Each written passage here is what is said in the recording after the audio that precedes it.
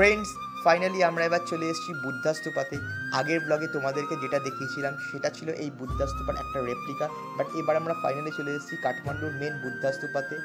আর পাশের বিল্ডিংটা দেখো কত সুন্দর, কি সুন্দর দেয়ালে কারুকার্য করা রয়েছে, দেখতেই পাচ্ছ। আর এখানে প্রচুর ফরেনার্সরা ঘুরে বেড়াচ্ছে। আর ঠিক পশুপতিনাথ মন্দিরের মতো এখানেও প্রচুর পায়রা উড়ে বেড়াচ্ছে, দেখো কি সুন্দর লাগছে। আর সামনে আমাদের এই বিতানবাবু দেখো আস্তে আস্তে কেক মারতে মারতে এগিয়ে চলেছে। তো সব মিলিয়ে এই লোকেশনটা খুবই সুন্দর। তো চলো এবার একটু স্তূপায় এন্ট্রি নেওয়া যাক। আর স্তূপায় এন্ট্রি নিতে নিতেই আমরা দেখতে পাচ্ছি এখানে কি সুন্দর বুদ্ধিস্ট প্রেয়ার হুইলস রয়েছে। সো চলো এই প্রেয়ার হুইলসগুলো আস্তে আস্তে স্পিন করতে করতে আমরা সামনের দিকে এগিয়ে যাই।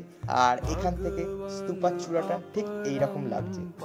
আর এবার আমরা চলে এসেছি এই বিল্ডিংটার ফার্স্ট ফ্লোরে। সো এখান থেকে একবার স্তূপাটা কেমন তোমাদেরকে ক্যামেরাটা ঘুরিয়ে দেখিয়ে দিই।